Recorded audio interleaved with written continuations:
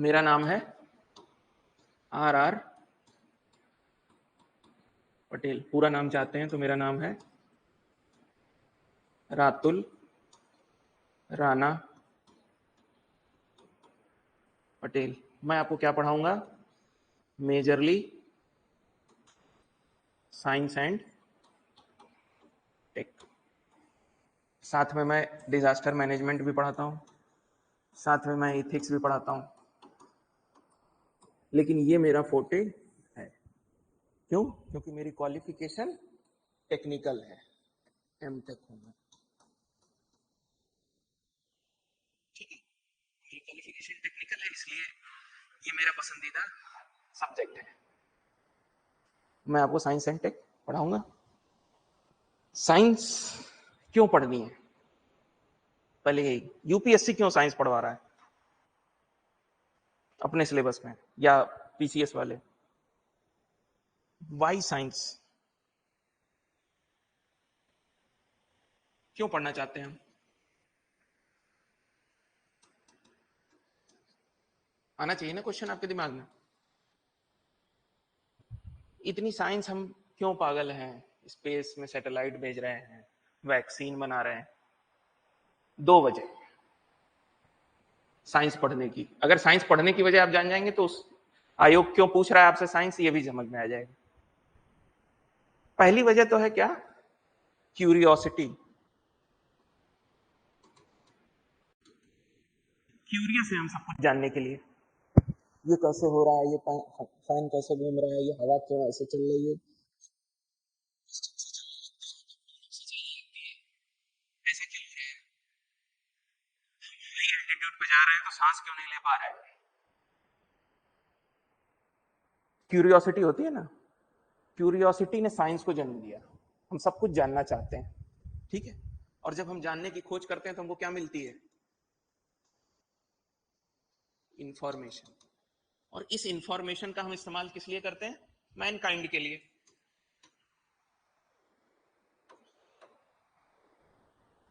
Problem solve करने के लिए, ठीक है। एक वजह तो ये हो गई। दूसरा, क्योंकि ये रिक्वायरमेंट ही है। क्यों? To solve problem.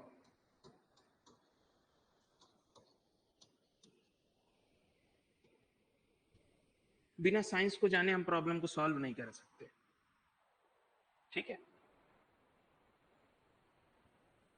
बायोलॉजी एक साइंस है।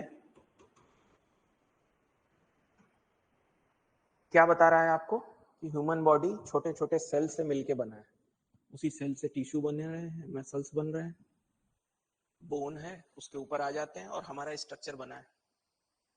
फिर साइंस ने कहा नहीं, सेल भी तो कहीं से बना होगा। तो उसने और खोजा, तो उसको पता चला कि डीएनए जैसी एक चीज है। तो हमें पता चला कि जेनेटिक मटेरियल भी कुछ होता है, और डीएनए में ही सारा क्या होता है? डीएनए में क्या स्टोर है? डीएनए में क्या है? जेनेटिक मटेरियल है, उसमें क्या है? इंफॉर्मेशन। आपके बाल का रंग क्या होगा, कितने होंगे, बियर्ड कब आएगी, ये सब कुछ इंफॉर्मेशन किसके पास है? डीएनए के पास। और वो आपके ग्रोथ के अनुसार डिसाइड करता है कि आप कितने लंबे होंगे, आपका भाई कितना लंबा होगा, ठीक है। सारी इंफॉर्मेशन ये स्टोर कर रहा है। बायोलॉजी साइंस ने हमको ये बता दिया, सारी इंफॉर्मेशन दे दी, ठीक है। अब एक वर्ड आता है बीच में, इंजीनियरिंग। हमने इस पे इंजीनियरिंग कर ली और इंजीनियरिंग में कुछ प्रोसेस किया और प्रोसेस करके आगे प्रोडक्ट बनाया।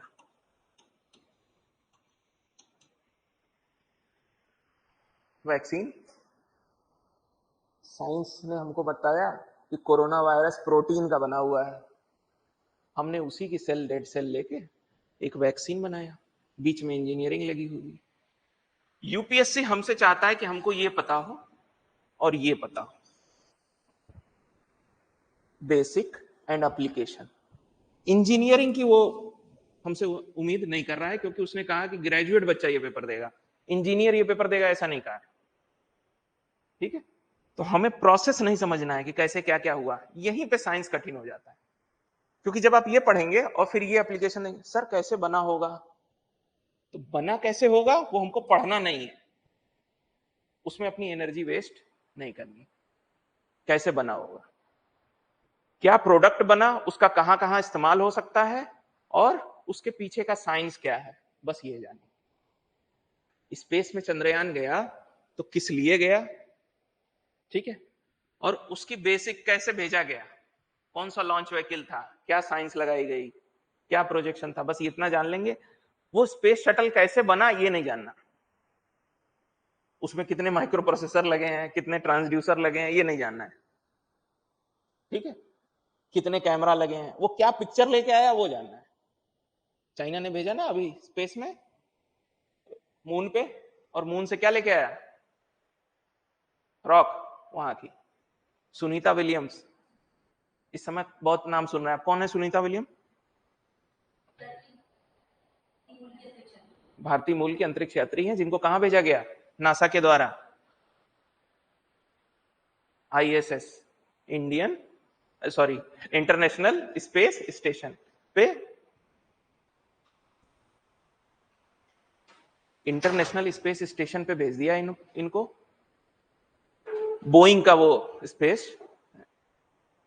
यूएस में दो कंपनियां हैं जो बेसिकली लॉन्च व्हीकल या रॉकेट को बनाती हैं, एक है बोइंग और दूसरी है स्पेस एक्स, और नासा कुछ खुद भी बनाता है। तो ज्यादातर नासा इनसे कॉन्ट्रैक्ट करता है कि आप हमें स्पेस शटल बना के दो। तो बोइंग ने बनाया था इसको, और पहली बार वो, उसके ट्रायल हो चुके हैं लेकिन ह्यूमन ट्रायल नहीं हुआ था। पहली बार वो लेके गया और उसमें हीलियम गैस का रिसाव होने लगा।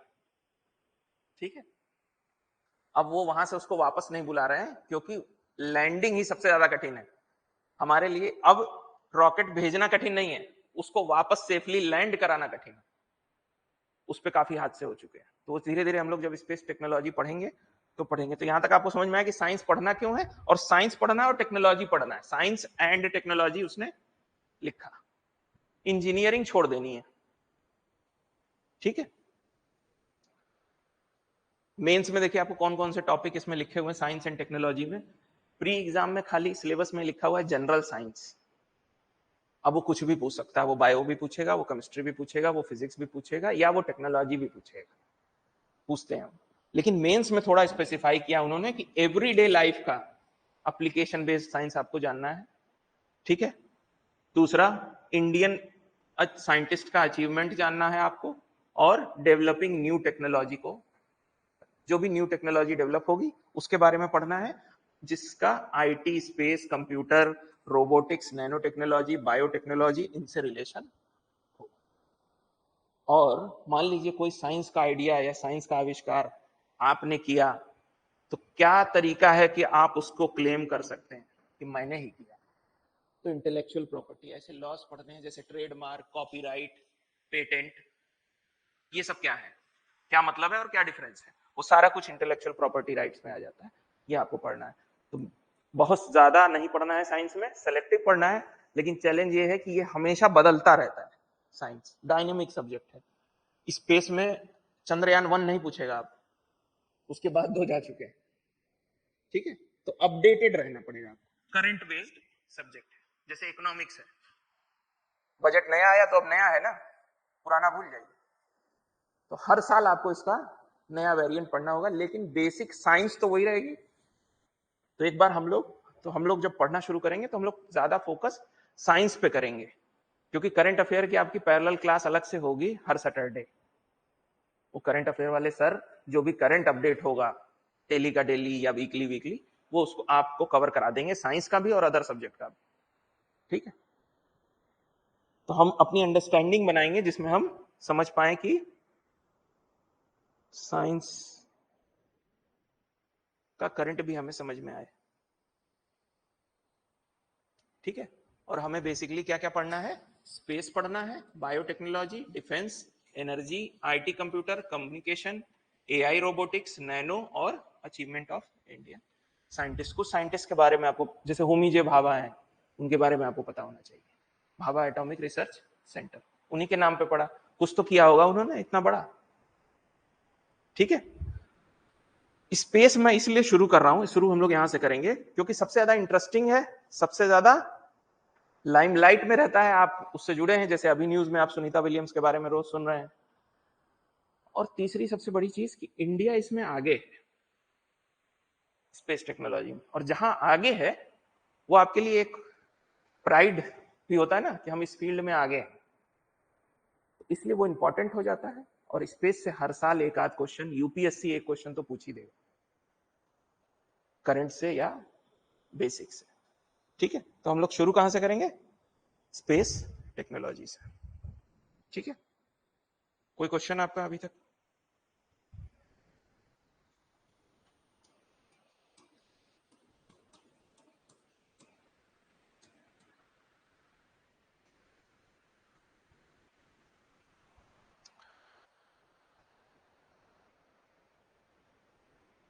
कोशिश हमें यह करनी है कि हमारी सारी इंद्रियां काम करें क्लास में, आंखें भी, दिमाग भी, कान भी और हाथ भी।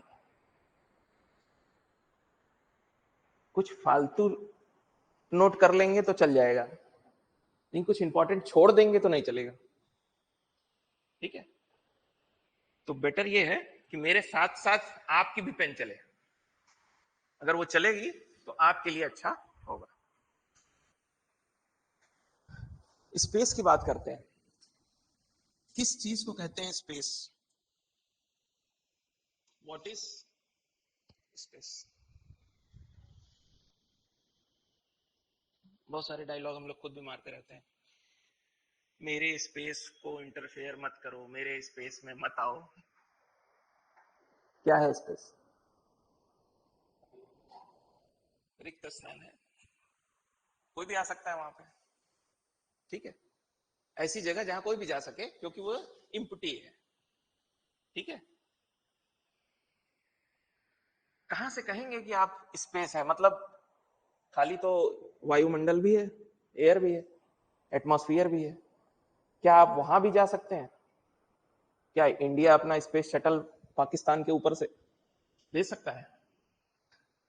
कहेगा वो तो लैंड ना तुम्हारा है, ये तो स्पेस है। ऐसा होगा क्या? नहीं।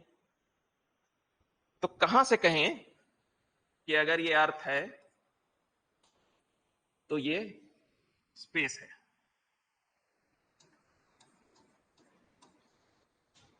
डिफाइन किया गया, हमने कहा 100 किलोमीटर एबव अर्थ, 100 किलोमीटर ऊपर के बाद का जो एरिया है वो है क्या?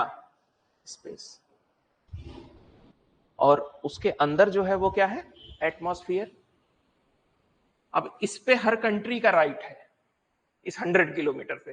देखिए ये एग्जैक्ट फिगर नहीं है क्योंकि Russian space, sorry, European space station 80 kilometre मानते हैं इसको, तो एग्जैक्ट फिगर नहीं है। लेकिन कार्मन एक साइंटिस्ट थे, उन्होंने इसको कहा था, इसीलिए इस वाली लाइन को, इमेजिनरी लाइन है नहीं लाइन कोई, इमेजिनरी लाइन को क्या कहा गया? Carbon line. ठीक है, इमेजिनरी लाइन उन्होंने डिफाइन किया। क्वेश्चन जो आपके दिमाग में आना चाहिए, क्यों 100 किलोमीटर? 50 क्यों नहीं? 200 क्यों नहीं? 150 क्यों नहीं? साइंस पढ़ने का सबसे अच्छा तरीका हमेशा आपको क्या पूछना है? वाई। हर चीज के लिए क्यों अगर आप खोज लेंगे तो आपका सारा कॉन्सेप्ट क्लियर हो जाएगा। बिना वाई के कुछ नहीं। वाई सही क्या है? यू भी है, वाई ओ यू। हमारा अस्तित्व ही है क्यों जानने में, क्यूरियोसिटी। ठीक है, 100 किलोमीटर ही क्यों?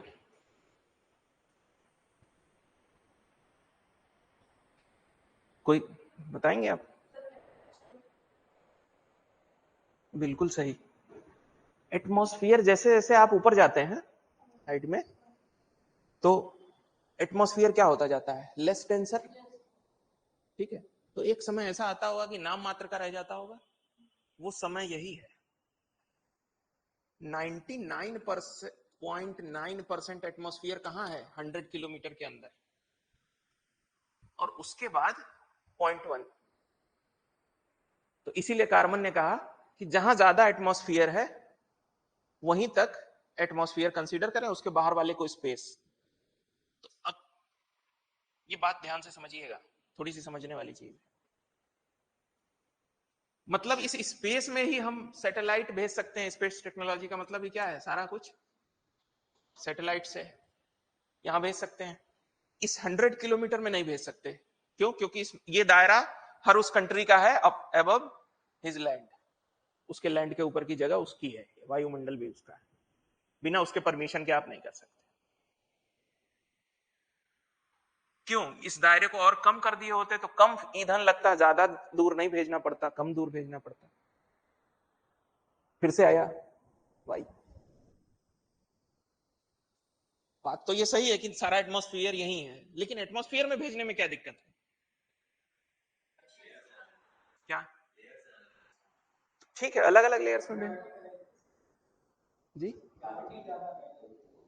ग्रेविटी ज्यादा रहेगी, ठीक है, मान लिया ग्रेविटी ज्यादा रहेगी। तो क्या 100 किलोमीटर अब ग्रेविटी नहीं रहेगी?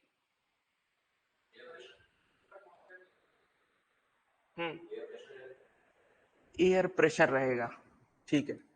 आप लोग सही टर्मिनोलॉजी पे नहीं जा रहे हैं, लेकिन समझ रहे हैं। जहां हवा ज्यादा रहेगी, जैसे मैं ये पेन ऐसे फेंक दूं तो रुकेगा कि चलता चला जाएगा? रुकेगा। क्यों रुक रहा है? मैंने तो फोर्स इधर लगा के भेजा, या गेंद एक आगे बॉल किक की तो चलती चली जानी चाहिए। किसकी वजह से? एक वर्ड आपने सुना होगा,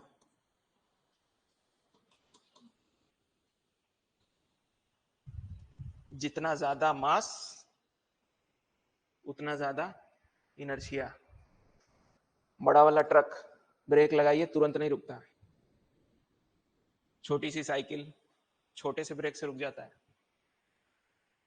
इनर्शिया क्या कह रहा है कि जिस स्टेट में जो ऑब्जेक्ट है वो उसी में रहना चाहता है। तो अगर एक ऑब्जेक्ट मूविंग है तो इसको मूविंग ही रहना चाहिए। इनर्शिया समझ रहे हैं? अगर कोई ऑब्जेक्ट मूविंग है तो उसको मूविंग रहना चाहिए, स्टेशनरी है तो उसको स्टेशनरी रहना चाहिए, तब तक जब तक कोई एक्सटर्नल फोर्स नहीं लग रहा है। अब ये अगर मूविंग है, एक कार मूविंग है और मैं ब्रेक नहीं लगा रहा हूं, लेकिन एक्सीलेटर भी नहीं दे रहा हूं, तो क्या कार थोड़ी दूर जाके रुकेगी? रुकेगी। क्यों रुक रही है? फ्रिक्शन की वजह से, अपोजिट फोर्स लग रहा है उस पर, मतलब एक्सटर्नल फोर्स लगा। एयर में भी तो कोई फोर्स होता होगा, ठीक है, जो उसको रोकता होगा जाने के लिए। तभी तो रॉकेट को यहां से इतना फ्यूल देके, थ्रस्ट देके भेजना पड़ता है ऊपर। तभी तो प्लेन को टेक ऑफ करने से पहले रनवे पे इतना दौड़ना पड़ता है। जहां ज्यादा एयर होगी वहां ही एयर प्रेशर ज्यादा होगा, जहां नहीं होगी वहां।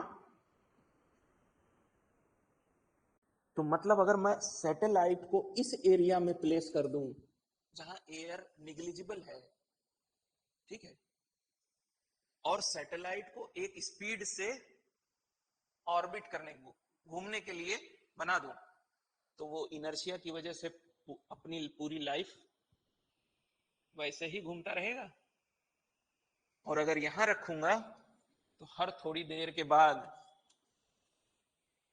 इसको स्पीड देनी पड़ेगी। क्यों? क्योंकि एयर ड्रिफ्ट की वजह से इसकी स्पीड कम हो रही है, और अगर स्पीड कम होगी, देखिए सैटेलाइट को ऑर्बिट में बने रहने के लिए एक ऑर्बिटल स्पीड चाहिए होती है, वही उसको चाहिए हमेशा। अगर उससे कम हुई तो ये सैटेलाइट कहां जाएगा? धरती की तरफ आने लगेगा। और उससे ज्यादा हुई तो बाहर चला जाएगा, इंटरनेशनल स्पेस स्टेशन। बार बार क्रू क्यों भेज रहे हैं? फ्यूल भी भेजते हैं, इसमें फ्यूल खर्च होगा इस स्पीड को मेंटेन करने में। और आप इतनी दूर इतना सारा फ्यूल लेके नहीं भेज सकते सैटेलाइट को कि तुम फ्यूल लेके जाओ। अच्छा लेके भी गया तो कितने दिन चलेगा, 1 साल 2 साल? तो हमने इतनी मेहनत की, इतना खर्चा किया सैटेलाइट को भेजने के लिए, और 2 साल काम करके वो चला आया बस। हम क्या चाहते हैं कि 10 साल चलो कम से कम, और 10 साल का फ्यूल हम भेज नहीं सकते उसमें। अब एक क्वेश्चन मेरे दिमाग में आ रहा है, सर फ्यूल नहीं भेजते हैं, सोलर पैनल लगा के भेज देते हैं, वो भी तो एनर्जी ही है, उससे काम हो जाएगा। हो सकता है। सोलर पैनल लगाते हैं कि नहीं सैटेलाइट में? लगाते हैं। वो किस लिए लगा रहे हैं? इंटरनल जो डिवाइसेस हैं उसको चलाने के लिए, जैसे कैमरा, प्रोसेसर, माइक्रो प्रोसेसर, इन सब चीजों को चलाने के लिए लगा। यहां पे आपको जो फ्यूल चाहिए वो इंपल्स की तरह चाहिए, जैसे रॉकेट होता है ना, तुरंत इंजेक्ट हुआ, थोड़ी देर हुआ, फिर उसका कंट्रोल बड़ा जरूरी है। इसलिए ये फ्यूल हमेशा क्या होगा, वो फ्यूल जो इजीली कंट्रोल किया जा सके। आप अपनी बाइक को रेस देते हैं, तेज स्पीड करती है, फिर रेस छोड़ते हैं, कम हो जाती है, कम स्पीड में कम फ्यूल खाती होगी।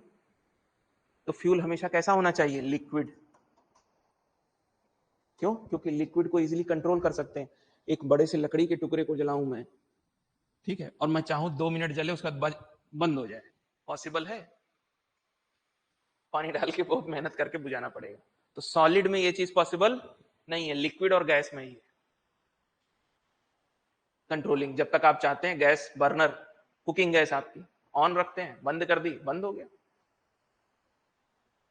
ठीक है। लिक्विड फ्यूल हम नहीं दे सकते। तो हम इसको इसलिए कार्बन लाइन के बाद भेज रहे हैं, या कार्बन लाइन को 100 किलोमीटर पे डिफाइन किया। क्यों? क्योंकि एटमॉस्फेयर की डेंसिटी यहीं पे सबसे ज्यादा है, इसके बाहर नाम मात्र का एटमॉस्फेयर है, और जब एटमॉस्फेयर जहां रहेगा वहीं पे इसकी वजह से क्या है, एक फ्रिक्शन जनरेट होगा, सैटेलाइट को ऑर्बिट करने के लिए एडिशनल फोर्स की जरूरत पड़ेगी, यहां पे नहीं होगा। इसका मतलब ये नहीं कि यहां पे फ्यूल नहीं भेजते हैं, फ्यूल के साथ भेजते हैं, फिर भी। अब फिर से आया, क्यों सर फ्यूल के साथ फिर भी तब क्यों भेज रहे हैं? इसलिए मान लीजिए घूम रहा है, अचानक से एक कॉमेट पास कर रहा है यहां से, और गया ये उसी से टकरा गया। हमको पता है कि ये टकराने वाला है, लेकिन कुछ कर नहीं पा रहे हैं। फ्यूल रहेगा तो उसकी स्पीड को बढ़ा देंगे और वो पहले गुजर जाएगा इस एरिया से, कॉमेट से आने से पहले। तो इस तरह का कोलिजन ना हो किसी और स्पेस सेलेस्टियल बॉडी के से, इसलिए हम लोग उसमें फ्यूल भेजते हैं, ठीक है, और मॉनिटरिंग करते रहते हैं। आई बात समझ में? तो स्पेस का मतलब क्या है? स्पेस का मतलब है बेसिकली, स्पेस टेक्नोलॉजी का मतलब है सैटेलाइट, ठीक है। स्पेस में हम क्या भेज रहे हैं, सैटेलाइट्स भेज रहे हैं। और सैटेलाइट कितने तरह के हैं? सबसे पहले हम सैटेलाइट क्यों भेज रहे हैं? कम्युनिकेशन के लिए। कम्युनिकेशन के लिए, कम्युनिकेशन सैटेलाइट। कम्युनिकेशन की जरूरत क्या है सैटेलाइट की? क्या मोबाइल से भी तो कम्युनिकेशन हो जा रहा है? मोबाइल सैटेलाइट से कनेक्ट है क्या? मोबाइल फोन में जो टेक्नोलॉजी यूज हो रही है उसका सैटेलाइट से कुछ लेना देना है? कैसे? तो टावर लगाने की क्या जरूरत है?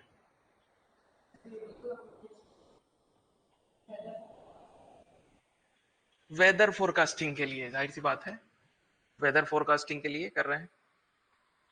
तो सैटेलाइट से ही क्यों कर रहे हैं? जैसे मोबाइल से हम कर रहे हैं टावर लगा के, ऐसे बहुत सारे टावर लगा देंगे तो उस एरिया का अपना आप देगा पिक्चर वो।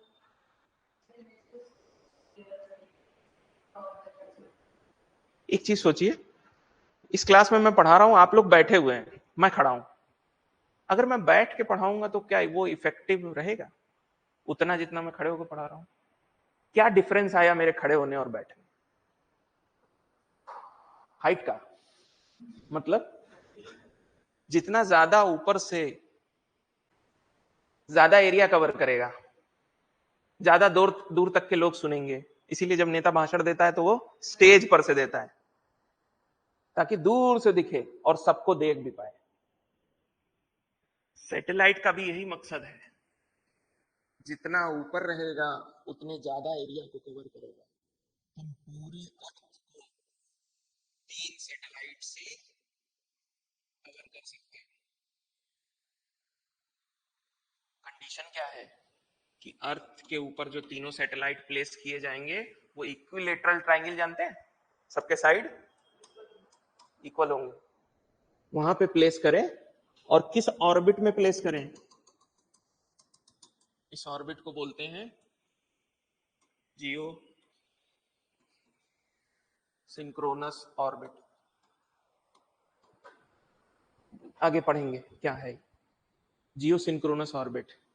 36,000 किलोमीटर अबव अर्थ। ये डिस्टेंस जो है ये राउंड फिगर में कितनी है? तो 3 ही सैटेलाइट से पूरी अर्थ कवर हो जाएगी। और आप कोई भी सिग्नल जो यहां से भेजेंगे ये भेजेगा और यहां पहुंच जाएगा। तो 3 ही से काम हो गया। इमेजिन करिए टावर लगाने चलेंगे तो, और सी का क्या होगा, माउंटेन्स का क्या होगा, लगाते ही रह जाएंगे टावर। इसका यह मतलब नहीं कि 3 ही सैटेलाइट हैं स्पेस में, 4,000 से भी ज्यादा है।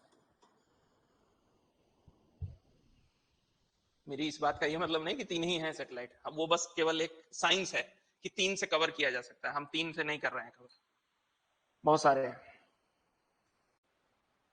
अगर टोटल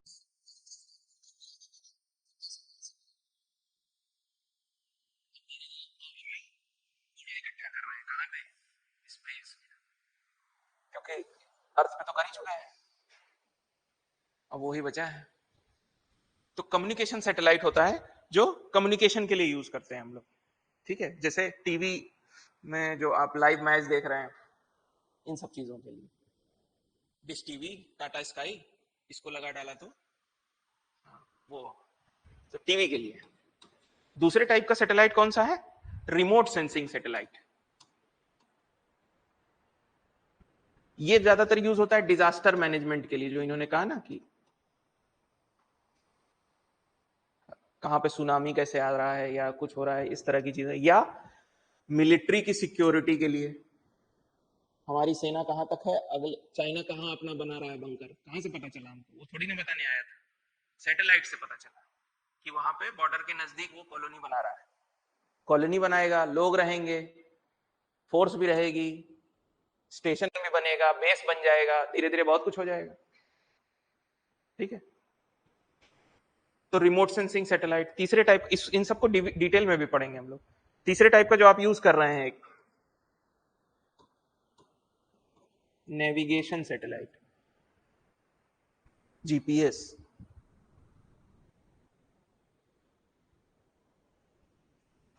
मेजरली ये 3 टाइप के सैटेलाइट्स होते हैं। ठीक है, 3 तरह के हैं।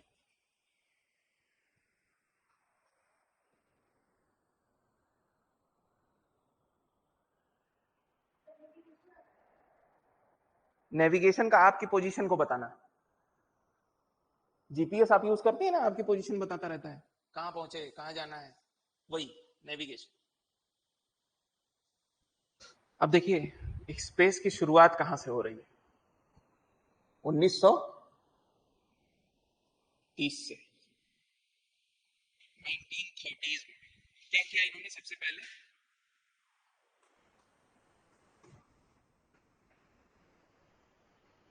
Hot air balloon. देखा होगा आपने, बड़ा सा गुब्बारा स्पेस में उड़ता हुआ। ठीक है, उड़ाया तो मनोरंजन के लिए था। हम क्या कर रहे थे, हम उड़ना चाहते थे, मनोरंजन के लिए उड़ाया था। लेकिन फिर तुरंत दिमाग में आया कि ये बैलून कितना ऊपर जा रहा है, करीब 22 से 25 किलोमीटर ऊपर जाता था। मैक्सिमम जा कितना सकता है? मैक्सिमम 50 किलोमीटर तक जा सकता है। क्यों 50 किलोमीटर? उसके बाद क्या होगा?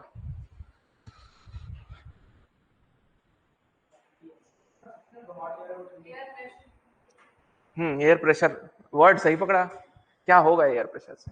बैलून का क्या होगा अगर वो 50 किलोमीटर के ऊपर जाएगा? ईंधन खत्म नहीं हुआ है उसके पास, ब्लास्ट कर जाएगा। वजह, फट जाएगा ये गुब्बारा, फूटता है ना वैसे। वजह, बाहर का प्रेशर कम हो जा रहा है कंपैरेटिवली अंदर का प्रेशर। तो अंदर से, अंदर का प्रेशर ज्यादा हुआ, बाहर का कम हो गया जब, तो अंदर का ज्यादा हो गया, जब अंदर का ज्यादा हो गया तो गुब्बारा फूट गया। एयर प्रेशर बाहर का कम हो जा रहा है इस वजह से। तो हम ये रिस्क नहीं ले सकते, हम 50 किलोमीटर एबव इसको नहीं ले जा सकते। या तो इतना प्रेशर झेलने के लिए बैलून हो, तो फिर उसका वेट मेटल यूज करने लगेंगे तो फिर वो उड़ेगा थोड़ी नहीं। तो जैसे ही ये 2 बार 3 बार गया, तो जो साइंटिस्ट थे उन्होंने सोचा क्यों ना इसमें कुछ डिवाइस लगा दें, टूल्स, जिससे हमें 25 किलोमीटर या 50 किलोमीटर ऊपर के वायुमंडल की जानकारी मिल सके। इसलिए टूल्स स्टडी, किसका स्टडी? एटमॉस्फेयर। तो हमने सोचा क्यों ना एटमॉस्फेयर को स्टडी करते हैं कि क्यों ऊपर जाके प्रेशर कम हो रहा है, क्या है, डस्ट पार्टिकल कहां तक है, बादल के ऊपर क्या है, क्यूरियोसिटी। तो हमने इसमें कुछ डिवाइसेस लगा लिए और 50 किलोमीटर तक का स्टडी कर लिया। अब हमारी जिज्ञासा और बढ़ी, उसके ऊपर क्या है, 50 के बाद क्या? अब हमारे पास टूल ही नहीं है।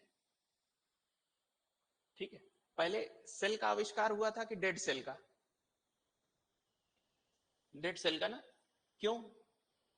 जिन्होंने डेड सेल का किया था, क्या वो लिविंग सेल नहीं खोज पा रहे थे? क्या नहीं था उनके पास? दिमाग, टूल नहीं था, इंस्ट्रूमेंट ही नहीं था ऐसा जिससे लिविंग सेल देख पाए। जब इंस्ट्रूमेंट नहीं था तो कैसे कर पाते? अब यहां, और एक आपने मशहूर लाइन सुनी होगी, जिज्ञासा और जरूरत किसको जन्म देती है? आविष्कार। ठीक है, जरूरत पड़ी, हमको 50 के ऊपर जाना है, बैलून से काम नहीं हो रहा है। तो हमने क्या किया, दूसरा स्टेज पे पहुंचे और हमने बनाया साउंडिंग रॉकेट। ये ऊपर तक जा सकता है।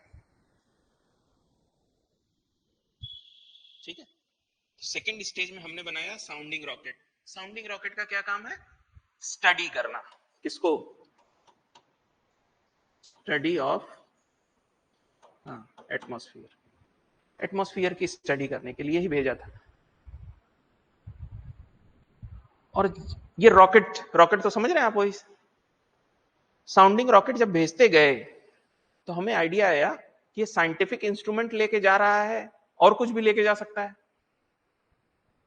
तो जन्म हुआ किसका? लॉन्च व्हीकल का। साउंडिंग रॉकेट के जैसे ही होते हैं।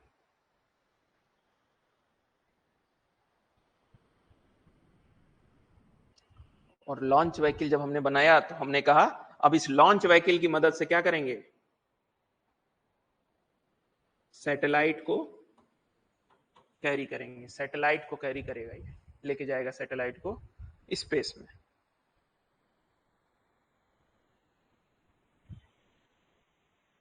पहला सैटेलाइट जो किसी ने भेजा स्पेस में वो कौन सा है? पहला सैटेलाइट,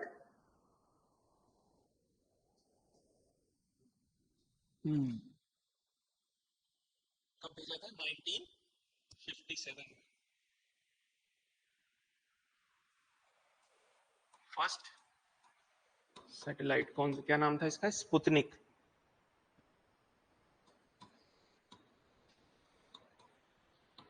किसने भेजा था? यूएसएसआर। उसके बाद जब यूएसएसआर मतलब, हाँ, रूस अलग हो गया तो मेजरली रूस वाला एरिया। जानी दुश्मन कौन? America, USA. जब इन्होंने सैटेलाइट भेजा, कहा हम सैटेलाइट भेज रहे हैं ताकि हम मून को ऑब्जर्व कर सकें नजदीक से, तो यूएसए ने कहा यहां से नहीं दिख रहा था क्या?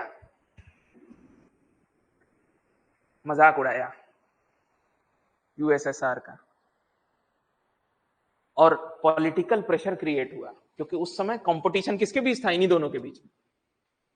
और जब दो कंट्रीज के बीच में कंपटीशन होता है तो कंट्री के सिटीजन के बीच में भी होता है। ये चीज आपको, इंडिया पाकिस्तान, ठीक है, उस तरह आप किसी को कुछ नहीं बताएंगे, लेकिन अगर अभी वही सामने पाकिस्तान का व्यक्ति आके बैठ जाए तो तुरंत उसको बताओगे, मालूम है इंडिया वर्ल्ड कप जीत गया। ठीक है, उस तरह आपको कोई मतलब नहीं है, कोई टॉक भी नहीं हो रही है। तो हम जहां कंपटीशन होता है तो एक व्यक्ति दूसरे को हमेशा क्या करता है? सुपीरियर दिखाने की कोशिश करता है कि मैं सुपीरियर हूं।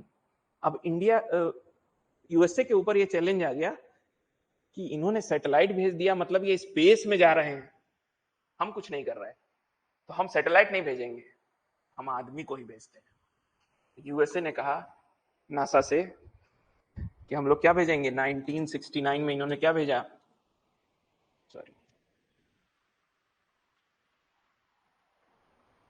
1969 में अपोलो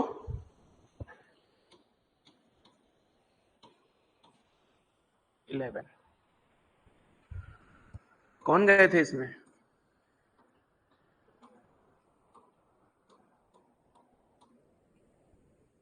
पहला व्यक्ति जो जिसने चांद पर कदम रखा। अब यूएसए क्या करना चाहता है? आज की तारीख में यूएसए क्या करना चाह रहा है? आज की तारीख में 2025 तक उनका प्लान है, नासा का, यूएसए, कि हम क्या भेजेंगे? Women on moon. Gender equality की बात हो रही है ना, हम एक महिला को भी मून पे भेजेंगे। उसकी कई और वजहें हैं। इसलिए क्योंकि ये तो मून पे गए, उसके कई सालों तक मून पे कोई गया ही नहीं।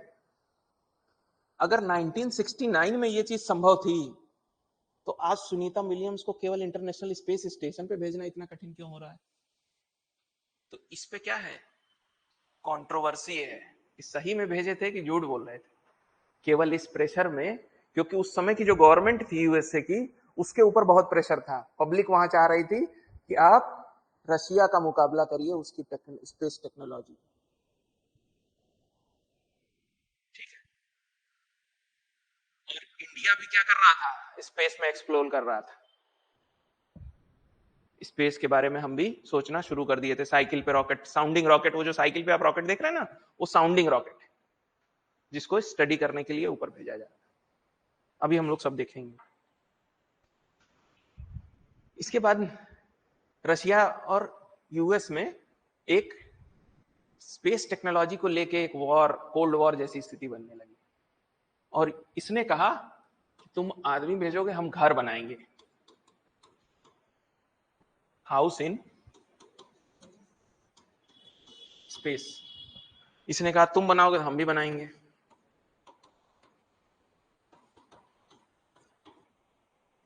उस हाउस का नाम आप लोगों को पता है, इंटरनेशनल स्पेस स्टेशन। लेकिन शुरुआत में ये नाम नहीं था। यूएस बनाना चाह रहा था, ये वाले बनाना चाह रहे थे, स्काई लैब उसका नाम था, और जो ये बना रहे थे यूएसएसआर, उसका नाम था मीर। ये दोनों लोग अकेले अकेले अपना अपना बनाना चाह रहे थे। इंटरनेशनल स्पेस स्टेशन, ऐसी जगह जो स्पेस में ऑर्बिट करती रहे अर्थ का हमेशा, और उस पे मैन, इंसान भी हो, ठीक है, और आ जा सके, घर में हम आ जा सकते हैं ना, हाउस जैसा सीन। लेकिन दोनों लोग बार बार फेल हो रहे थे। तो एक साल ऐसा हुआ कि जिस समय यूएसएसआर ने मिशन भेजा, अपना रॉकेट भेजा मीर के लिए, उसी समय स्काई लैब के लिए नासा ने भी भेजा। और ये दोनों लोग वहां जाके दोनों फंस गए, और दोनों की प्रॉब्लम एक दूसरे दोनों लोगों ने सॉल्व की। सो कहते हैं हाथ मिला लिया। ठीक है, एक मंजिल मकान मेरा, पड़ोसी का 2 मंजिल। बाढ़ आ गई, नीचे वाला मंजिल डूब गया। पड़ोसी ने कहा, रोज कूड़ा फेंकता था मेरे घर में, लेकिन उस दिन कहा कि आ जाओ मेरे ऊपर वाले मंजिल पे तुम रहो, नीचे तो रहने लायक है नहीं।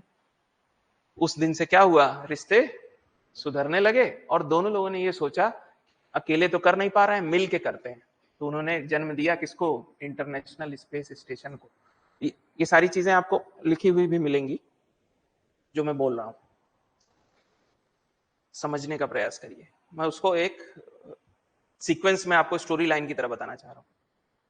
तो यूएसएसआर ने और यूएसए ने हाथ मिला लिया, बाद में आगे चल के और भी देश, जापान और कनाडा, ये भी आके उसमें मिल गए, सबने उसमें कंट्रीब्यूट किया और आज इंटरनेशनल स्पेस स्टेशन स्पेस में घूमता हुआ एक घर है जहां पे सुनीता विलियम गई थी। यहाँ पे 6 साइंटिस्ट एट ए टाइम रहते हैं हमेशा, और हर 6 महीने पे 2 वापस आते हैं, 2 नए जाते हैं, क्योंकि आप लंबे समय तक स्पेस में रहेंगे तो आपकी बॉडी, इसलिए वो 6 महीने का ही एक इंटरवल रहता है। अब सुनीता विलियम्स को देखिए 10 दिन के लिए या 1 हफ्ते के लिए भेजा था, 3 दिन के लिए भेजा था, 6 जून का, 1 महीने हो जाएंगे कुछ दिनों में। वो स्पेस में है, ऐसा थोड़ी ना है कि खाने पीने के लिए नहीं है, सब कुछ है उनके पास, ठीक है, लेकिन उनको घर वापस लाना है उनको, इसीलिए अब वर्ड यूज होने लगा है कि क्या सुनीता विलियम फंस गई हैं। अब न्यूज जब आप देखेंगे तो उसमें ये यूज हो रहा है, ठीक है। ये क्या है, International Space Station largest object है in space send by humans, हमारे द्वारा स्पेस में भेजा गया सबसे बड़ा ऑब्जेक्ट है। और ये कितने किलोमीटर पे है, थोड़ा सा मिटा दे रहा हूं,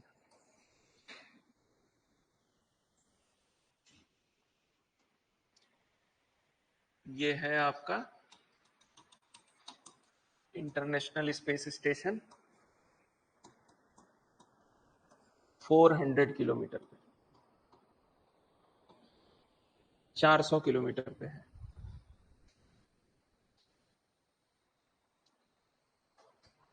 अब क्वेश्चन वही, वाई,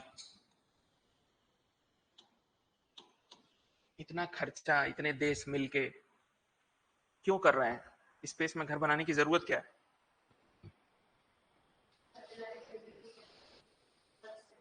सैटेलाइट तो डायरेक्ट यहां से भेज सकते हैं, जिस ऑर्बिट में रखना चाहेंगे वहां चला जाएगा, स्पेस स्टेशन क्या जरूरत है? रिसर्च करने के लिए, बिल्कुल, इन्होंने कहा एक्सपेरिमेंट करने के लिए।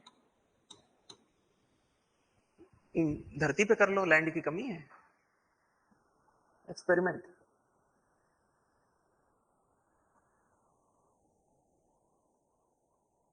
यहां कर लेते हैं, यूएसए के पास जमीन की कमी है नहीं, इंडिया के पास है। इन्वायरमेंट, ऐसे चैम्बर भी बन जाएंगे जो इन्वायरमेंट का वो ना हो, जैसे एरिया कौन सा है वो यूएसए का, एरिया 57, एरिया 51, जिसके बारे में किसी को नहीं पता। यूएसए जितनी इलेक्ट्रिसिटी, आप सब लोगों को पता है, इलेक्ट्रिसिटी की दिक्कत, प्रॉब्लम ये है कि हम जनरेट करते हैं और यूज करते हैं, इसको हम बल्क अमाउंट में स्टोर नहीं कर सकते। आप किस में स्टोर करेंगे, बैटरी में, जितना ज्यादा स्टोर करेंगे बैटरी का साइज, उसका मेंटेनेंस, ठीक है। तो आप बड़ी क्वांटिटी में इलेक्ट्रिसिटी को स्टोर नहीं कर सकते, इसीलिए उतनी ही प्रोड्यूस करते हैं जितनी जरूरत हो। तभी आपने देखा होगा पावर प्लांट में अलग अलग यूनिट लगे रहते हैं 250 मेगावाट के, जब जरूरत नहीं होती। वैसे इंडिया में ऐसी सिचुएशन नहीं आती है, हम लोग क्या है, जितनी डिमांड है उससे कम प्रोड्यूस कर रहे हैं। लेकिन कुछ कंट्रीज, कनाडा, यूएसए ऐसे हैं जो अपनी डिमांड से ज्यादा प्रोड्यूस कर रहे हैं। अब दिक्कत यूएसए के साथ ये है कि यूएसए, अमेरिका, अपनी डिमांड से 6% इलेक्ट्रिसिटी ज्यादा प्रोड्यूस करता है हमेशा। तो ये 6% जा कहां रही है पर डे की, मतलब 6% एनर्जी कहीं यूज हो रही है, वो बता नहीं रहा है। समझ रहे हैं मेरी बात? उनके पास ऐसे भी जगहें हैं जहां पे वो रिसर्च अपनी कर रहे हैं। तो स्पेस की ही क्यों जरूरत है, लैंड पे भी ऐसी जगहें बन सकती हैं, इजी भी रहेगा। इतना खर्चा करके वहां भेज रहे हैं, फिर हर 6 महीने पे साइंटिस्ट भेजो, प्लस जो आप कर रहे हो वो यूएसएसआर वाला भी जान जा रहा है, क्योंकि सबने मिलकर बनाया, तो हर देश का वहां पे साइंटिस्ट होता है। तो मतलब आप वहां पे जो काम हो रहा है वो यूएसए के लिए नहीं हो रहा है, मैन काइंड के लिए हो रहा है, ठीक है, सारे ह्यूमन बींग्स के लिए वहां पे कर रहे हैं। Major reason. यहां पे क्या होगा,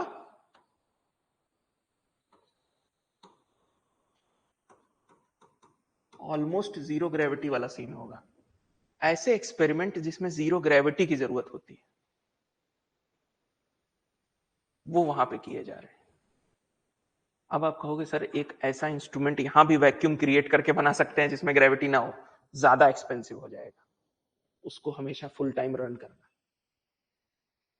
ठीक है, तो जीरो ग्रेविटी से जुड़े एक्सपेरिमेंट यहां पे किए जा रहे हैं। जीरो ग्रेविटी में सेल का क्या है, टिश्यू कैसा हो रहा है। एक और काम करते हैं ये यहां पे, सुना होगा आपने 3D प्रिंटिंग, सुना है आपने?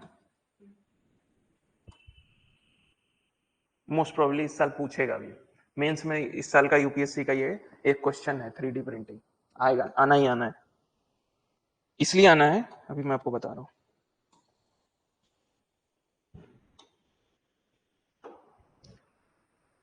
थ्री डी प्रिंटिंग में क्या कर रहे हैं हम प्रिंट,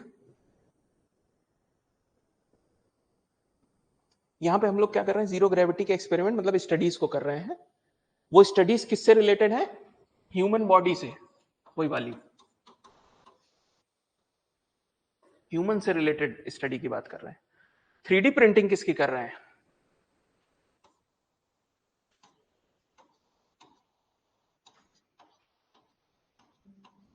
ह्यूमन ऑर्गन्स की, liver, heart. Three D printing में क्या होता है, टू डी प्रिंटिंग आप समझते हैं, इस पेपर पे आपके प्रिंट कर दिया मैंने कुछ। थ्री डी प्रिंटिंग मतलब थ्री डायमेंशनल। क्या थ्री डी प्रिंटिंग लिविंग भी हो सकती है? हाँ, ये लिविंग सेल का बना रहे हैं। तो अभी आपको लीवर ट्रांसप्लांट के लिए क्या चाहिए, डोनर।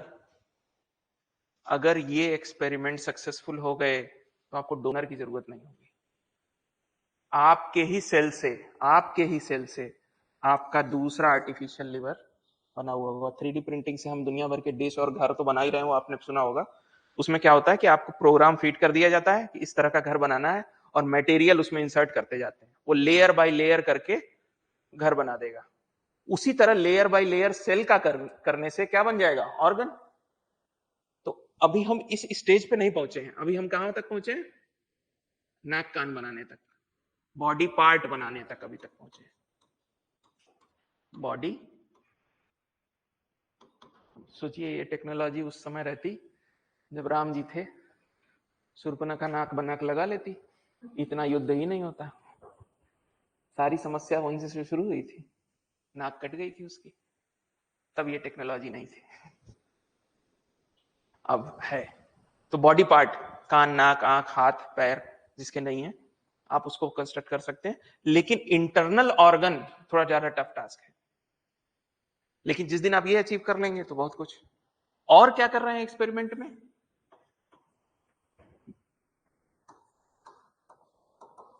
बैक्टीरिया की डिकोज कर रहे हैं, एक्सप्लोर कर रहे हैं। बैक्टीरिया क्या करेगा, सपोज करिए रिसर्च करते करते हमें कोई एक ऐसा बैक्टीरिया मिल जाए जो प्लास्टिक को खा जाए, डिकम्पोज कर दे, कितना अच्छा रहेगा। ओशन में छोड़ दीजिए, लैंड पे छोड़ दीजिए, सारी प्लास्टिक, आपकी बॉडी डिकम्पोज हो जाती है बैक्टीरिया के द्वारा मरने के बाद।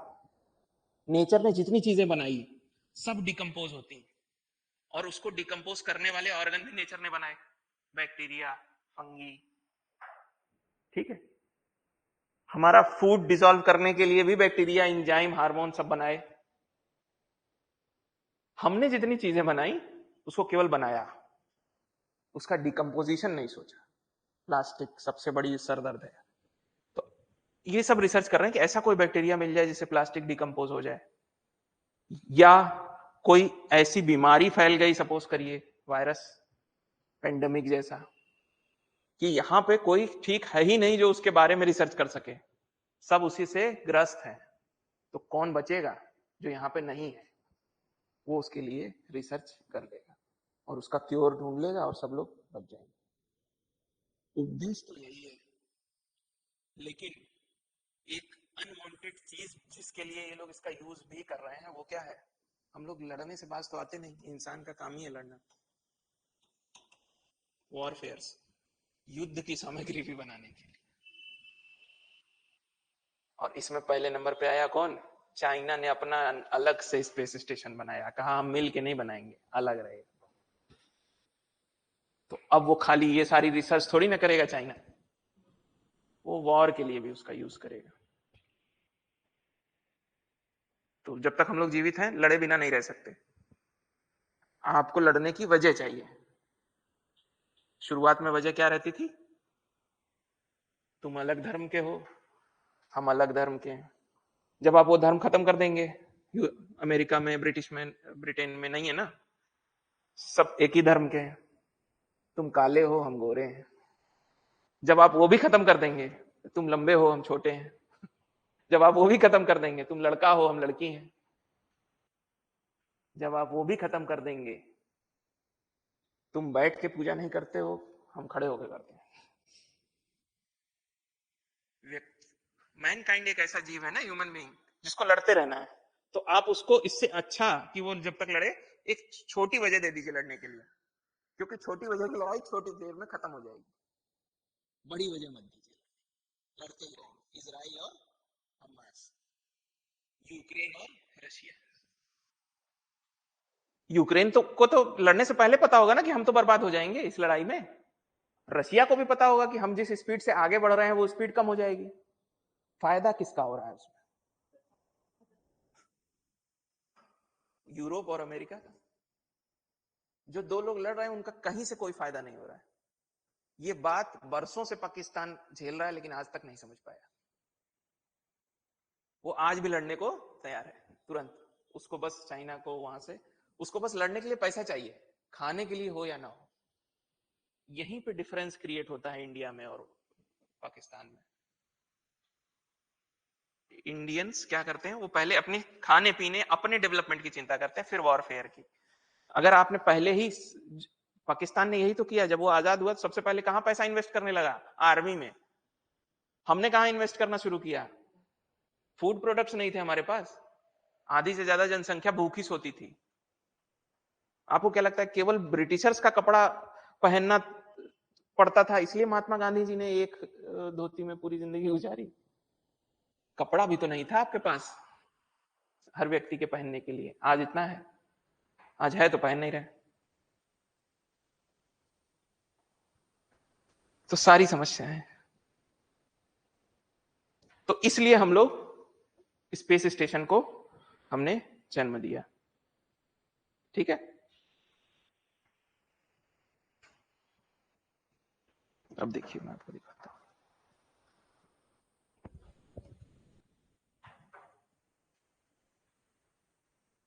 अब जो चीजें हमने पढ़ी हैं उसको थोड़ा सा रिकैप कर लें। कार्बन लाइन 100 किलोमीटर एबव है, थर्मोस्फियर में लाई करती है। एटमॉस्फेयर की अलग अलग लेयर है, ज्योग्राफी वाले सर डिटेल में पढ़ाएंगे। ठीक है, इसलिए साइंस वाले सर इसको छोड़ रहे हैं। तो अलग अलग लेयर में, कार्बन लाइन से ही 60 माइल्स है, मतलब 100 किलोमीटर, वहीं से स्पेस डिफाइन होता है। तो इसके बाहर, इसके ऊपर की चीज क्या है? स्पेस है, और इसके अंदर की चीज एटमॉस्फेयर है। यानी कि ये सब क्या किसमें आएगा? एस्ट्रोनॉमिकल में, और ये वाला एरोनॉटिकल में। ठीक है, फ्लाइट जो भी उड़ती है वो एरोनॉटिक्स में आती है, और जो स्पेस शटल उड़ते हैं वो एस्ट्रोनॉमिकल बोलते हैं उसको। ठीक है, अब देखिए, मैंने आपसे कहा कि सैटेलाइट ऑर्बिट कर रहा है और इनर्शिया की वजह से वो हमेशा करता रहेगा। और कौन सी वजह है जिसकी वजह से सैटेलाइट घूम रहा है? आप एक गेंद को रस्सी से बांध के ऐसे ऐसे नचाते हैं तो कब तक घूमती रहती है? जब तक एक स्पीड पे वो जब घूमना शुरू करती है वो स्पीड बनी रहती है। तो मतलब मैंने आपसे कहा कि सैटेलाइट को घूमने के लिए क्या चाहिए? Orbital velocity. स्पेसिफिक एक वेलोसिटी होती है, एक वैल्यू, वो चाहिए। जैसे ही वो कम होगी तो वो क्या आने लगेगा? अर्थ की तरफ। और दूर होगी तो, जब कोई भी चीज सर्कुलर मोशन करता है, कोई भी ऑब्जेक्ट, तो उसमें दो तरह के फोर्स लगते हैं। एक तो है इनर्शिया, जिस पाथ पे वो चल रहा है उस पाथ को नहीं बदलना चाहता। दूसरा, इस इनर्शिया पाथ पे चलने के लिए उसको एक फोर्स इनवर्ड लगता है जिसको आप कहते हैं सेंट्रीपिटल फोर्स, और इसी फोर्स को बैलेंस करता हुआ एक फोर्स बाहर की तरफ लगता है जिसको आप कहते हैं सेंट्रीफ्यूगल फोर्स। जब तक ये दोनों फोर्स बराबर रहते हैं तब तक वो ऑब्जेक्ट घूमता रहेगा, और जैसे ही जो कम ज्यादा होगा, ये ज्यादा हुआ तो बाहर धागा टूट जाता है आपका, ये ज्यादा होगा तो बॉल आप ही को आके लग जाती है। ऐसे ऐसे घुमा के देखिएगा एक बार कभी, ठीक है। अर्थ और सैटेलाइट के केस में जो सेंट्रीपिटल फोर्स है वो है gravity, force due to gravity, ठीक है। इस ग्रेविटी के फोर्स को बैलेंस करने के लिए हमें इस तरफ एक फोर्स चाहिए, और वो फोर्स देता है क्या, सैटेलाइट का रोटेशन। जो रिवॉल्यूशन वो कर रहा है उसकी स्पीड की वजह से वो फोर्स मिलता है। वो स्पीड जब तक रहेगी तब तक ये सर्कुलर मोशन में घूमता रहेगा, नहीं तो या तो बाहर स्पेस में या वापस अर्थ पे, दोनों में से कुछ एक होगा, ठीक है। स्केप वेलोसिटी और ऑर्बिटल वेलोसिटी। ऑर्बिटल वेलोसिटी जो ऑर्बिट में रहने के लिए जरूरी है, स्केप वेलोसिटी बाहर जाने के लिए जो जरूरी। बाहर जाने की क्या जरूरत है, मान लीजिए मार्स पे मिशन भेज रहे हैं, तब तो आपको अर्थ के ऑर्बिट से बाहर जाना होगा ना, ठीक है, ग्रेविटी, तो उसमें एक अलग वेलोसिटी चाहिए जिस वेलोसिटी से आप सैटेलाइट को थ्रो करेंगे या स्पेस में भेजेंगे तो वो बाहर निकल जाएगा इसके स्पेस। मंगलयान, ठीक है, आदित्य L1।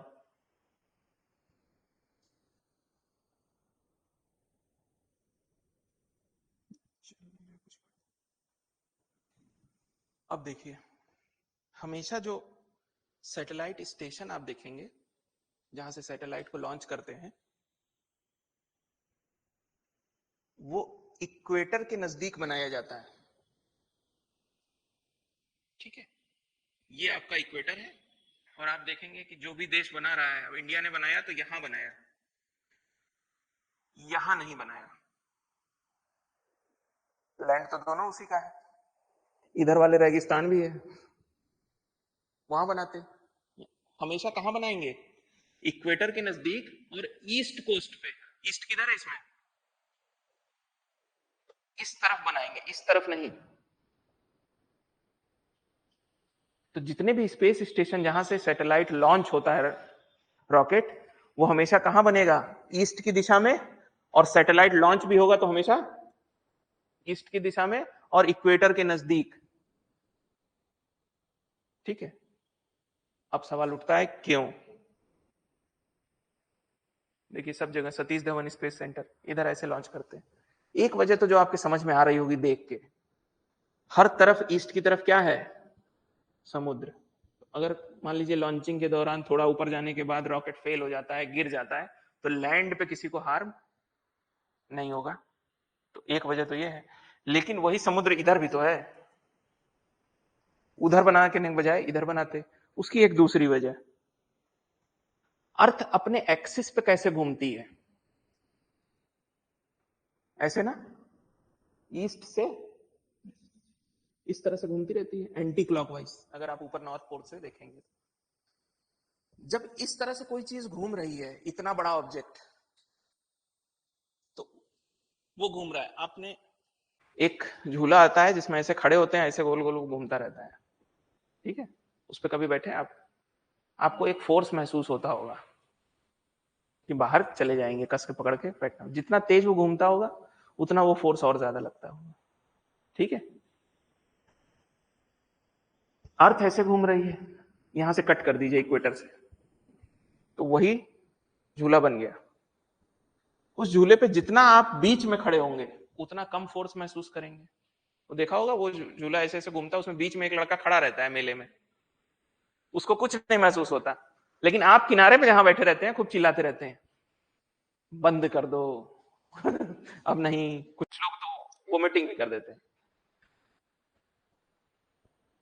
क्योंकि उनको फोर्स महसूस हो रहा होता है। जितना आप सेंटर में जाएंगे ये फोर्स कम होगा, जितना आप आउटर पे जाएंगे वो फोर्स ज्यादा होगा। आउटर कहां है, इक्वेटर पे, और इक्वेटर पे वो सरफेस की स्पीड कितनी हो जाती है अर्थ की, 1650 किलोमीटर पर आवर। अब मैं दौड़ रहा हूं, ठीक है, ये ऑलरेडी घूम रहा है, इसके जिस दिशा में ये घूम रहा है उसी दिशा में सैटेलाइट को लॉन्च करेंगे तो मदद मिलेगा, कि उसके विपरीत करेंगे तो मदद मिलेगी? सेम में विपरीत करेंगे तो इसी से लड़ना पड़ेगा, पहले ज्यादा फ्यूल लगेगा। तो आप इस स्पीड को अपने साथ प्लस करवा रहे हैं रॉकेट उसी दिशा में लॉन्च करके। अब आपको समझ में आया क्यों ईस्ट की तरफ लॉन्च करते हैं? नहीं आया? ठीक है, कुछ इस तरह से देखिए, इस तरह से जाता है रॉकेट गोल से घूमते हुए, उससे इसको मदद मिलती है। तो आपको फोर्स जो आपको रॉकेट को लिफ्ट करने के लिए चाहिए वो कम लगता है। अगर अपोजिट करेंगे तो और ज्यादा फ्यूल लगेगा और फोर्स लगाना पड़ेगा। ठीक है, जैसे डिस्क थ्रो करते हैं। अब ये लॉ है केपलर्स लॉ। क्यों सारे के सारे ग्रह घूम रहे हैं, एक दूसरे का चक्कर काट रहे हैं, या सन का ही चक्कर काट रहे हैं, और क्यों उसी स्पीड से घूम रहे हैं? ये सारा इस लॉ से क्लियर होता है। इसको अगले दिन डिस्कस करेंगे, क्योंकि पावर आ नहीं रही है, तो आप लोगों को अभी थोड़ी देर में सफोकेशन होने लगेगा। यहाँ पे एसी बंद हो गए ना,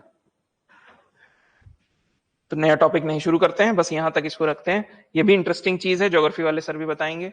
उसके बाद बेसिकली हम लोग ऑर्बिट पे चलेंगे, कितने टाइप के ऑर्बिट होते हैं, कौन कौन से ऑर्बिट होते हैं।